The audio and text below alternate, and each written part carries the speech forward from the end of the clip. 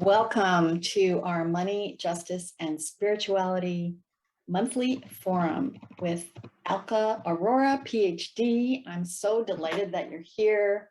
This event came out of the Money, Justice, and Spirituality Symposium. I'm really passionate about this project, about these monthly events, and highlighting different wonderful leaders like Alka and having all of you here today. So thank you so much for being here. I am a money coach, and it is my passion to help women open up to greater prosperity through self-care, through practical tools, and bringing your spiritual connection as a source of support for your prosperity path. I'm going to introduce my wonderful guest, Alka Aurora. Just a little bit about her. She is an associate professor at the California Institute of Integral Studies, and she is the associate professor of Women's Spirituality PhD program, as well as the Women, Gender, Spirituality, and Social Justice Master's program. And she's committed to bringing women's spirituality and spiritual activism to the broader public. She serves as a public speaker, workshop facilitator, and coach. It's all yours, Alka. Thank you so much, Susan. And I just want to thank you so much for giving me this opportunity to talk to members of your community. I really enjoyed witnessing the Money, Justice, and Spirituality Symposium. It is a topic that is so dear to my heart.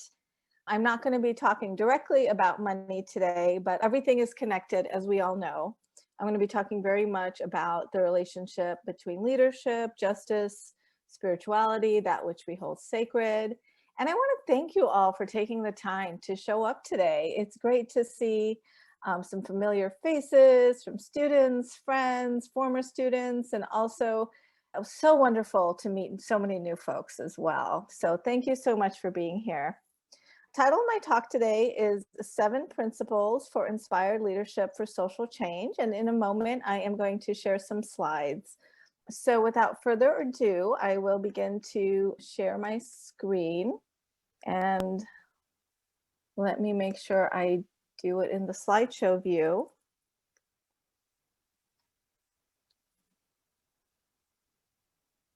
And the very first thing I'm going to do is have you do a sort of contemplative meditation where you're not going to be closing your eyes as you do in many types of meditation. You're actually going to be just dropping down into your body, into your heart. You may want to take a deep breath or two before we start this video.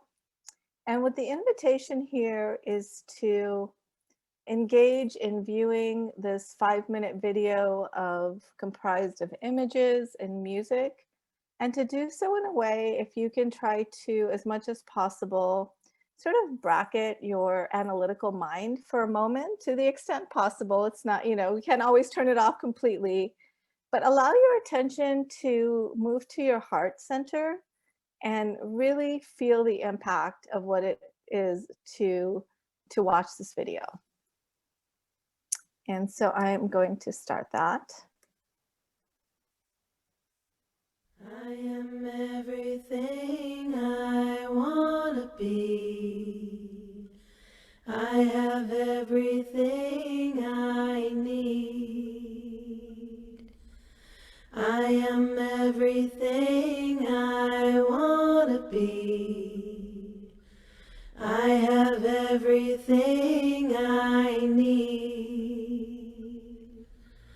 I am everything I want to be. I have everything I need. I am everything I want to be. I have everything I need. I am everything I want to be. I have everything everything I need. I am everything I wanna be. I have everything I need. I am everything I wanna be. I have everything I need. My roots reach deeply. I am connected to the core of me. My roots reach deeply. I am connected to the core of me. My roots reach deeply. I am connected to the core of me. My roots reach deeply. I am connected to the core of me. My roots reach deeply. I am connected to the core of me. My roots reach deeply. I am connected to the core of me. My roots reach deeply. I am connected to the core of me. My roots reach deeply. I am connected to the core of me. My roots reach deeply. I am connected to the core of me. I wanna be free, so free, like a feather blowing through the breeze, like a bird in a tree, like a dolphin in the sea. I wanna fly high, so high, like an eagle in the sky. And when my time has come, I'll let it all go with a sigh. Pachamama, coming home to the place where I belong. Pachamama, coming home to the place where I belong. I wanna be free, be me, be the only being that I see. Not to rise and not to fall, lead at one with love and all. There is no high, no low, there's nowhere else to go except inside your heart and be just who you are. Pachamama, coming home to the place where I belong. Pachamama, I am everything. Home to the place where I belong. Pachamama, coming home to the place where I belong. Okay. This brings us to the first principle of inspired leadership for social change, which is look to diverse images of sacred leadership. I know that for myself, I have often through my childhood and even my adulthood have seen so many images of deities and spiritual leaders being represented as male, often being represented as white, generally straight, And there is something very powerful about actually soaking in symbols, images, music that reflect the sacred leadership of the feminine, of the darker skinned, of the non-gender normative, and so on and so forth. And some of the questions that I want us to consider, and again, some of these are things that you might want to really take home with you, such as the question about, what images of sacred leadership were you raised with? And how was this different or the same for secular leadership? And how did those images affect your perception of who can lead? I want to offer this principle as an encouragement for every individual on this call to think about how might you bring in more images that reflect your own sacredness, particularly if you come from a marginalized community where you haven't had a lot of images, sacred images reflected of yourself. And if you come from a more mainstream or dominant culture, it's still important to diversify the images and the music and the movies and everything that we take into our consciousness as a way of expanding our sense of what leadership is and who can be a leader. The second principle is nurture what is sacred to you. What are some practices that help you connect to your inner being? What do you hold sacred in your life? And how do you support or protect that which you hold sacred?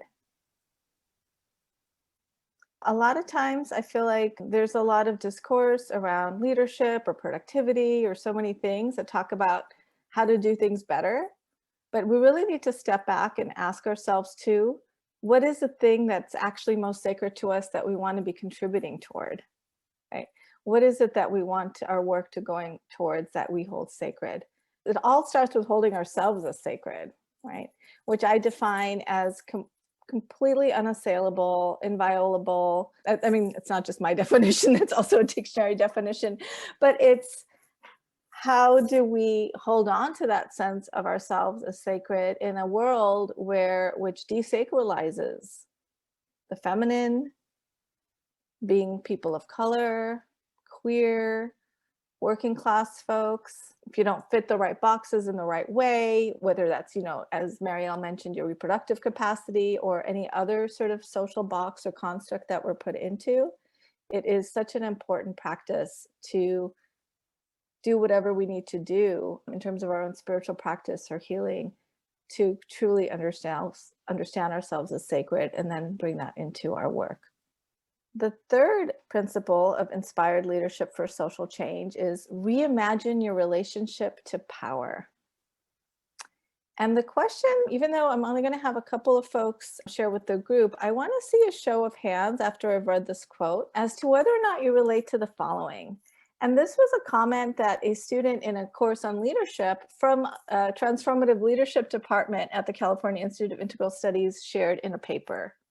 She wrote, "I associate the word power with hierarchical control, subjugation, and domination. In my own professional life, I think of the times that I have shied away from power due to my underlying negative assumptions." And if you can relate to any aspect of that in your own life or work, I want to invite you to use the raise hand function. Several people could relate to that, and it's also good to know that, it's not something that everyone feels. Some folks have maybe developed a more positive association with power. But what I found in my work and in teaching leadership is often that, those of us who are most committed to creating a better world are the most scared of holding power because we are so concerned, rightfully so, about how power has been corrupted and abused and used for ill. And I'm going to share some words from the ecofeminist activist leader Starhawk, who wrote in Dreaming the Dark. She writes, "Power over is the power of the gun and the bomb, the power of annihilation that backs up all the institutions of domination," right? And I would add, it's the power of the abusive parent and the domineering supervisor and the tyrannical teacher. all the different forms of power that a patriarchal society is founded upon, no wonder we recoil from that, yes, as conscious, socially minded folks. But power from within, which can also be understood as inner power, is something altogether different.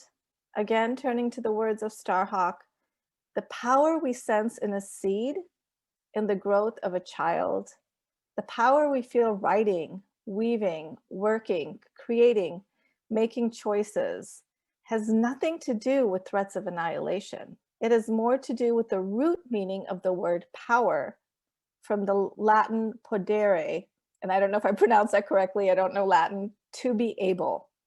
It is the power that comes from within. And so coming back to this idea of re-envisioning our relationship to power, I strongly believe that women and genderqueer folks, or even cisgender men who are very conscious of, not wanting to perpetuate patriarchy, that there can be a great power actually in redefining our own relationship to that word and thinking about how might we be willing to step into position worldly power if we know that within those positions we have the power to make positive changes, right? So we don't step into those positions just for power for ourselves or for status or to dominate, but we step into those opportunities because we know that if we are in those positions or take that opportunity, that we can make a positive impact. And I absolutely think that women and folks of any identity can get caught up in having power over. But, I think that those of us who are really mindful of that, we don't want to go to the other extreme of just like, okay, I'm going to abdicate power completely, because that can also be giving away of responsibility, right? And letting others just fill in those roles of power. When we speak so-called truth to power, there can be backlash. And so it is a very complex dance, and stepping into forms of power can require also ensuring that we have lots of support and discernment for what risk we want to take and what risks we don't want to take. So the fourth principle of inspired leadership for social change that I want to share is actually inspired by some of my spiritual mentors, Will Keepan and Cynthia Briggs of the Satyana Institute, who write in their discussion of spiritual activism that it's about transforming your motivation for doing the work from anger, fear, and despair to compassion, love, and purpose. And what I want to add to that is that this is not to negate the reality of injustice and the actually vital role that anger does play, right? I think that anger is often necessary. There is a certain righteous anger that we need to harness when we see an injustice happening. But what I understand this principle to mean is that we might use anger as a fuel, but we don't want to rely upon it as our only motivation, because then that can very easily lead to burnout. Similarly, with emotions like grief or fear or despair, we don't want to deny or repress it. We want to be able to honor and recognize that it's real, to grieve the suffering. I mean, after all of these horrible shootings have happened, how can we not feel anger and despair, right? So we definitely don't want to push that down. But that what really sustains our ability to be leaders for the long haul is having a motivation that is actually rooted more in a sense of our purpose and a sense of compassion for the suffering and for a sense of the love of the world that we want to create, our love for all beings. And so some questions that you're invited to consider are: what motivates you toward work toward social change? How can you honor the so-called negative emotions without getting stuck in them? And what role does love play in your leadership? Okay, I am going to shift us to our fifth principle, which is bringing your shadow to light. And the concept of the shadow comes from the work of Carl Jung and other thinkers as well, which is about those parts of ourselves that we might repress or deny, or we don't want the world to see, or maybe we don't even want to see them ourselves.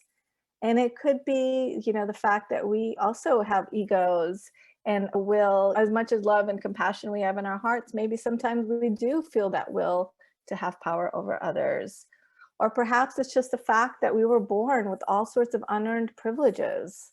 Or on the other side of that, we were born into so many systems of oppression, and we have internalized that into our own psyches, and we struggle with that, and we don't maybe want people to know. Maybe you're an activist leader and yet you're still struggling with shame about a part of your identity, and that's hard to be vulnerable around and share.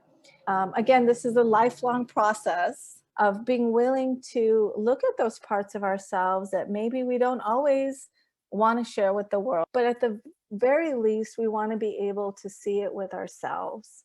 And sometimes this requires the presence of a compassionate circle of community, a healer, a therapist. There are many different ways in which we can also get support in bringing these aspects of our shadow to the light. And I think this is so important for leadership, because leaders who do not confront their shadows are often those that, even if they started off with beautiful motivations, might get seduced into being authoritarian or exercising power over rather than power with or power to. And again, these are some very deep questions that you may want to really reflect upon in more detail in your own life. So the sixth principle that I want to share is embracing paradox. And there was a quote that I heard in a faculty meeting many, many years ago, and the person who shared it, I think they didn't state who the author was, but it just stuck in my consciousness. And it was that the truth is that we are one, but the reality is that we are not. And so what the invitation here is to see, can we actually, if that resonates for you, can we live in both truths? And the way that I understand the statement is that there is a deeper spiritual truth about the interconnection and oneness of all, not just all humanity, but all beings. And at the very same time, there is a very real social, political, historical, and structural reality where not all beings, and certainly not all people, are treated or given the same access. So the reality is that there are very real differences, just as the difference that Susan named, right, of having white privilege and being able to navigate the world differently than perhaps a person of color might. And so sometimes in spiritual communities, we might hear people, well, why are you talking about racism or sexism? Aren't we all one? And yes, there is a spiritual truth that we are all one, and there is a material and political reality that we have to face. And last, but certainly not least, the seventh principle of inspired leadership for social change is walk your own path. And I'm going to share a quote from the Bhagavad Gita, which is a sacred Hindu scripture. It's a tradition that I was raised with. And it's that it is better to do one's own dharma. And dharma in the Hindu and also in the Buddhist traditions means like your path, your duty, your work in the world. And it doesn't just mean a job. It means it's much, much bigger than a job or even a career. It's your life purpose. It is better to do one's own dharma, even though imperfectly, than to do another's dharma, even though perfectly. And this reminds me, I don't know if any of you, when you were kids, you know, not that I was cheating or anything, but I just remember still the teacher always saying, keep your eyes on your own paper, right? And so the idea here is like, certainly we can take inspiration from others, right? I mean, that's a natural and beautiful thing to do. And our minds will normally go into comparison mode because that's what we're conditioned to do in the society, right? But that ultimately, staying in comparison mode is going to take us away from our own work and our own truth. And in the context of leadership for social change, I often think of this like, you know, there's so many issues, there's so much healing that needs to happen in our world that sometimes we might think, you know, gosh, look at what she's doing or what he's doing, and I should be doing that too, and I'm not doing enough, and you know, or I'm not getting enough, I don't know, whatever it is, clients, students, opportunities, or whatever, rather than, you know, looking at what is your unique work in the world, right? Everything is interconnected. So any healing that you do on one aspect of injustice will certainly ripple. I mean, of course, it's important to to have an intersectional vision and not just be have a very, narrow analysis of what you're doing, but to realize that you, as one person, your job is to walk your own individual path. And again, that's another lifelong practice, because sometimes what our work we're meant to do when we're 25 might be very different than when we're 55 or 75, right? So it's something that is evolving. And so the questions that you're invited to take home are, whom do you compare yourself to? And I think in my experience, the comparison issue is greater for younger folks. And then as you get older, and again, this may not be true for everybody, but you begin to realize more and more that you have your own unique journey. But it can be helpful if you find yourself in that comparison mode, like, what effect does that have on you when you find yourself comparing your journey to another's? And do you even know what your unique purpose is? And if you're not sure, what are some things that help you get clear? And that brings us back to one of the earlier principles, which is getting in touch with what is sacred to us, and our sacred practices can help us get a lot clearer on our purpose. And if there's anyone who wants to explore these ideas further via coaching, I do leadership and educational coaching, and also workshop facilitation if anyone has an organization that they want to bring this work to. Thank you so much, Alka, for this beautiful presentation that really took us through a journey around our leadership and our social impact and our own inner journey with our spirituality and how it all ties together. I found it so rich and so helpful. Thank you again, Susan, for inviting me to your wonderful forum, and thank you all for taking the time to be with us today. I just remembered one other thing I want to mention, which is, the Money, Justice, and Spirituality Symposium that I mentioned is available, and there are 16 interviews that are part of that are super deep and rich. They're conversations more than interviews, really, and huge amounts of wisdom and truth are spoken in those, very, very deep. And I wanted to say, I've been the past few years on my own journey of integrating money with justice and spirituality, because in my younger years, I was so idealistic and didn't really think about money and retirement and like all of these things. I just thought, oh, I'm going to be fine. I do the work I care about, and coming into realization of how necessary it is in this world, right, to have stability and to have, be able to be resourced, right, so we can do the work that we care about. But we want to be resourced in ways that are in alignment with our sense of justice and our sense of spirituality. So I'm so grateful to the work that Susan does on that, and that's how I came to find her, is because of that journey. So thank you.